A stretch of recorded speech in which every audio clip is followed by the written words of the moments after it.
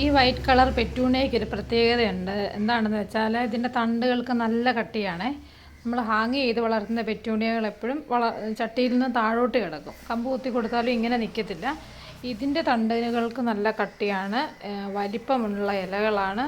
ചെറിയൊരു എന്തെങ്കിലും ഒരു താങ്ങ് കൊടുത്താൽ മതി, അത് മുകളിലേക്ക് തന്നെ വളരും. നല്ല വലിപ്പമുള്ള പൂക്കളാണ്. അപ്പോൾ ഇതെങ്ങനെയാണെന്ന് ചോദിച്ചാൽ ഹാങ്ങിങ് പെറ്റൂണിയയ്ക്കകത്ത് അപൂർവമായിട്ടുണ്ടാകുന്ന അരികൾ പാകി കിളിർപ്പിച്ചുണ്ടാകുന്നതാണ്. അതിനകത്തുണ്ടാകുന്ന അരിയിൽ നിന്നുണ്ടാകുന്ന ചെടികളാണിത്.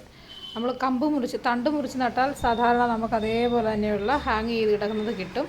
അതിൽ അപൂർവമായി വളരുന്ന അരികൾ പാകി ഉണ്ടാക്കിയാൽ ഇങ്ങനെ പാകി കിളിർപ്പിക്കുന്ന പെറ്റൂണിയകൾ എപ്പോഴും നല്ല കരുത്തുള്ളതായിരിക്കും.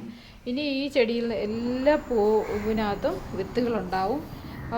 അത് പല കളറായിരിക്കും, പല ഷെയ്ഡ് വരും. മജന്ത, പിങ്ക്, വൈറ്റ്, അങ്ങനെയൊക്കെ പല ഷെയ്ഡ് വരും. അതെല്ലാം ഇതുപോലെ നല്ല കട്ടിയുള്ള തണ്ടോട് കൂടിയ സ്റ്റാൻഡ് ചെയ്ത് നിൽക്കുന്ന പെറ്റൂണിയകളായിരിക്കും. ഇതിനകത്ത് ഇനി നമുക്ക് ഹാങ് ചെയ്തുണ്ടാകുന്ന ഒരു തണ്ട് ഒഴിച്ചെടുക്കാൻ പറ്റത്തില്ല.